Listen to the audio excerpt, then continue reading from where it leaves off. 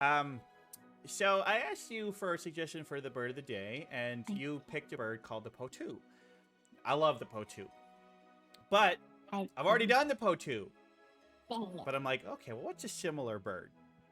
We need we need something with a big mouth. I'm like, I gotta find a bird with a big ol' mouth. Pelican. Ah, it's not a pelican. It's actually Okay. pretty closely related to the potu. It's in the same order. But today's bird of the day is the tawny frogmouth. Look at that little I cutie! know, look at him. It's like, are we sure that's a bird and not a Jim Henson creation? It Because does look that's a fucking puppet right there. it does look like a little puppet. That is a monster in the labyrinth if I've ever seen one. Yeah. This thing's gonna Oh, honk. I got bonked. I got you honk got bonked. bonked. Honk You did bonked. get honk bonked. But yes, the tawny frogmouth. I mean, look at this Drink happy some little. water. Oh, we need drinks. Oh, I don't even have water out. We gotta drink some Oh water. my gosh, you're slipping in the slow lane. Get you some water. I just gotta go over to my mini fridge. It's right by my Sunday desk. Yeah, it's good. Okay. Looks like I grabbed a mango flavored water. All Oh, right. yummy. Well, we're gonna. Okay, I gotta drink the water. It's part of it. Is it a sparkling water? It is. I'm so sorry. I don't like sparkling water, but I know a lot of people like it, so I should say congratulations. So, because you probably like it a lot. I do, and it's how I got off of soda. So Ooh, see, I don't like soda that much, so it makes sense. I'm drinking mango. I said mango. It's actually flavor. It's flavored after the bird. You just snapped her head off Please and see started sucking her episode innards. from 3 weeks ago. Yeah. But anyway, the tawny frogmouth. Let's learn a little bit more about. The little picture. He sees what you did there. They are not too big, but not too small either. 13 to 21 inches long, so that's going to make them, a bit bigger than a crow. Actually, kind of medium to small-sized owl-sized, with a 25 to 38-inch wingspan, weighing about 5.5 to 19.6 ounce. But I mean, that's it. That's actually like that's a really broad range, and yeah, you do see bigger ranges depending on where they live.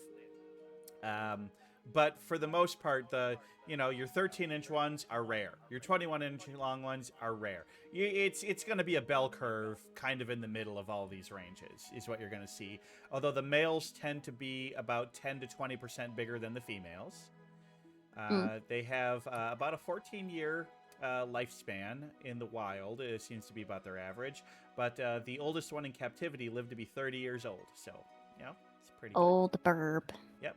And as you can see, they are an Australian bird. Now, in the middle there, where you get that bits of blue, it's where they don't live. But even those bits of orange in the middle, they're pretty rare. They like trees. And the outback is not really... I'm gonna say, I don't know that they picked a weird place to live if they like trees. Yeah. For the most part, you're going to see them in the coastal regions, and actually the most dense populations of the tawny frogmouth is on Tasmania. That's where you're going to see the highest population density of these little guys. But especially in the southwest region, which I'm sorry, I don't know my Australian states that well. Is that New South Brunswick? Is it Queensland? I don't know. There's literally a state that is just South Australia. Which I think is that smaller bit that's directly above Tasmania. So I think so. But either way, the southeast is where most of them live, but they can be found throughout the entire country. So good on them. And they're part of the Podargiformes, which is the Potu is also in that order. But then frogmouths are in the family Podargidae. And there's like 13 different species of frogmouth. But we're talking about the tawny because I like the tawny. He's a cutie. That's why. So, I mean, look at that bird. It's just like it's I like want to pet him so bad. I know, right? Just like a little fluff ball. It almost looks like a Furby if like a Furby was a bird. It does. Furbies are kind of birds. Well, they do have beaks. they got beaks, and they be yapping. They do be yapping. But as you can see, they are Podargiformes. So even though that they are kind of owl-like in appearance. They have kind of those striking colors in their eyes like many species of owls. They got big old beaks like owls. Their talons are nowhere near that of an owl. They I do can not see have that big... little toe. Yeah, it's got tiny little feet on them. Owls are strigiforms, so no, not really a close relation to an owl, even though they do have some visual similarities. Owl-ish. Now, Oh. so they're Look on at the that top. little nerd. Yeah, the little baby. Yeah, they're just tiny little scruff balls when they're born. They're just They're like scrunkly. little. Yeah, with little grouchy. Oh, it's a 30-year-old grouchy grandpa. That's like a 30-hour-old grouchy grandpa right there. And then Yeah. in the top one Benjamin Button. the top one is a little thing they do to actually. That's a camouflage technique that they do. They Like, want to look like a stick. yeah, or like a broken branch on the edge of a stick. Because like if you're just going by and see that, especially if their eyes are closed, that could be you'd be like, oh, that's just part of the branch, and move on by. But yeah, we're gonna talk about the reproductive things as well. These mate for life. They Aw, they're in love. Yep, usually at about 1 to 2 years old, they will find a mate, and those two will be very close for the rest of their lives. They even do a neat thing when they're roosting at night and sleeping on a branch. They will scoot up right next to each other and like cuddle while they sleep. They keep contact with each other while they're sleeping, and I think that's super cute. That is cute. They snuggle. And then they will spend a lot of time, preening and grooming each other and feeding each other and just doing like little lovey-dovey things that, well, not lovey-dovey, lovey frogmouthy. They're not doves. But you know what I mean. Frogmouthy lovey. Yeah, so they keep a close bond, and the only thing that will separate them is if one of them happens to die, which is very sad. Lovey Tawny. Yeah. And then they will typically use the same nest, or at least the same area, for many, many years. And what they're gonna do is they're gonna build their nests in like nooks of trees, like where branches like meet the trunk, places where there's already kind of like a natural little like cup area-ish. You know what I mean? I don't know.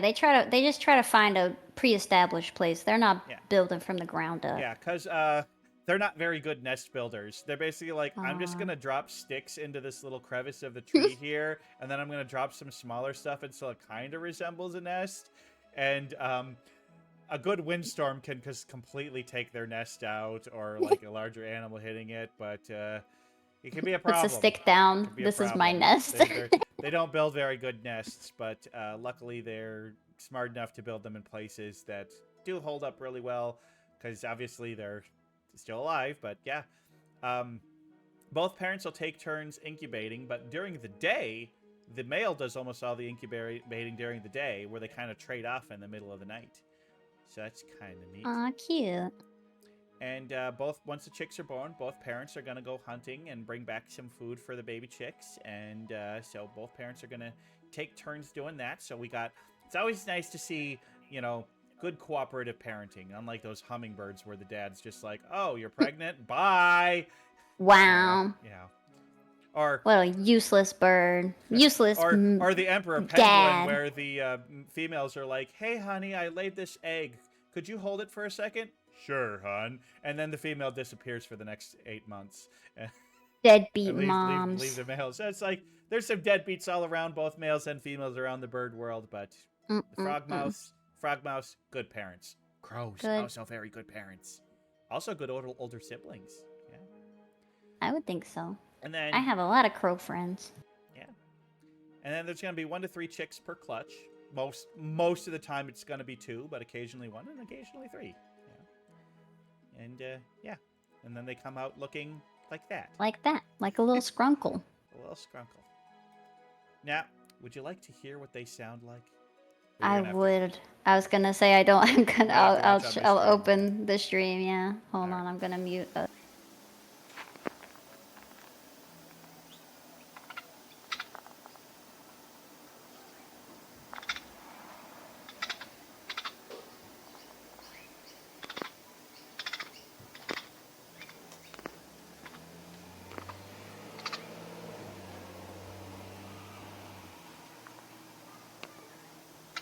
I love it. It goes. Yep. It's like a little dolphin. Little bird there, but yeah, look at these little guys. Oh, yeah, you're right. It does sound a little bit like a dolphin. I didn't hear the second bird cameo. You didn't hear the second bird. I turned it off before the second cameo. Yeah, they got little high-pitched squeaks, and yeah, you're absolutely right that they sound very similar to a dolphin. But yeah, it's pretty cute. It's pretty cute. Yeah. I want to give them a little kiss on their head. This is why people might mistake them for owls if you just see them looking like this. Yeah, they look pretty owl-like. They almost look like majestic and fearsome in this look. And they are fearsome. These guys are carnivorous. They are hunters. They like to hunt larger insects, which in Australia, they have large insects in Australia. So yeah, I was gonna say fantastic. Yeah, because they're in the right place. But they'll also eat like small little lizards, geckos, and stuff, or small mammals. And they don't, like I said, they don't have the big talons that an owl does. They're really more of a they got them big old mouths. Swoop down, grab it in that big old mouth, and eat it up that way. They also are known, they're decent at hawking, which is catching a flying prey in the middle of the air. So they're pretty good at that. I mean, all they have to do is just open their mouth and fly straight. Yeah. It's pretty easy when your mouth is that big. But yeah, there's actually a favorite bird of Australian farmers because these guys eat things that kill crops. These guys have no interest in the crops, but they sure love to eat the things that eat the crops. So farmers are like, yeah, the farmers encourage having frogmouths around. It's free pesticides, you know. Yeah, and they're cute. And they're cute. They're fun to see around. I mean, come on, who would want to be hanging out on your little ranch and you look up in the tree and you see a couple of frogmouths just chilling? Yeah. They probably like to have a nest, a nest in quotation marks in your little barn. Mm-hmm. Now these guys, like you said, they have excellent camouflage, and you can tell that just by looking at their feathers. Their feathers look like bark. They do. They have some of the, like if they're up in a tree, and especially if their eyes are closed, it's gonna be really hard. And then you saw in the previous slide when they do that thing where they kind of point their head forward. That's kind of their camouflage mode, and they. Yeah, it's done well to keep them alive because they do have some predators. There are some large hawks and eagles in Australia that might want to eat one of these guys. Or if they're found on the ground, a dingo might like to eat them. So there are some animals that will, you know, eat a frogmouth. But, you know, they're not going to be the main diet for anything else. They're a much harder prey to get than other things. So they really don't have a ton to fear against bigger predators. Obviously, when they're fledglings and chicks, they're far more vulnerable, as is true for, well, every bird. Anything, yeah. But so yeah, the adult ones don't have a lot of predators, but they have a few. And so, but the camouflage has really helped keep them alive. I think once they reach adulthood, they probably have a pretty good chance of living a good long life. Now, the interesting thing is that Australia is a land of contrast, to say the least. It gets very hot there, but it can also get very, very cold there. In high heat, they're found that, like, their rate of breathing can increase, like, 8-fold. But they do it with their mouth closed. And they're basically just in through their little nostrils on the beach, just going... Oh, no. But apparently, it's almost like panting. But like, but it helps keep them cool, and then they're also able to like splay out their feathers to allow like air get in, and they do some other techniques with like putting their wings out. So they got to do ways to deal with the heat. But when it gets cold, they're actually one of the species of bird that can go into torpor. And torpor it's not hibernation. It's like kind of a short-term hibernation where they basically their heartbeat goes down to like less than a beat per second. And they can just kind of go into like a, you know, just a suspended state and can help them get through really cold nights and just conserve the energy they have and keep just enough heartbeat just to keep them alive. And then once it warms back up, they're good again. Because there's not many species of bird that can do a torpor. I mean, we're mentioning them again, but hummingbirds are famous for going into torpor because they just got tiny little bodies whose hearts beat at like 1,000,000 times a minute. It's like, yeah, they gotta. They be going. Yeah. Don't they have to always fly, or is that a myth? No, no, they land. They have feet. Oh, okay. Now, hummingbirds' feet are too short and small for them to walk, but they can perch. And they can kind of Ah, scoot a little bit left and right on a perch, but they cannot walk. So, yeah, flight is their main transportation. But yeah, they perch. They perch. I didn't know that. I was told the lie that hummingbirds have to fly at all times or they'll die. No, no, no. You're thinking, I was going to I'm make a joke, but I couldn't think I'm of a thinking of a something. Pokemon. Yeah, you're thinking, yeah, you're thinking of one of the flying Pokemons, like a Magneton. They are always flying. Well, Okay. Spoink. Spoink is a Pokemon that if it stops bouncing, it'll die. Oh no. I know. I feel like these Sorry. guys could be a Pokemon. They do look Pokemon as the big old red eyes. Yep. But last point that we are happy to say is that on the endangered species list, they are a species of least concern. And we got a bot. I'm going to take care of that entire Hasio. Thank you. But yeah, least concern. Their populations have stayed stable, and they are, They're not good. endangered. It's very good. So we're good. They get to eat all the bugs and get in there, find their loves of their life and have a baby or two, and that's all they're simple birds. That's all they want. Simple birds. Simple little birds. So, Aww. my thoughts. I mean, come on. How can I not have anything but positive things to say about the Tawny Frogmouth? They are adorable and cute, and they're like, it's like, how is this a real animal, right? It's the everyman bird. Everyone, I think, can relate to this little bird. They Just are out just- there minding its own business, chirping, going. It's just like, it's almost kind of weird to think that these guys are carnivorous hunters, right?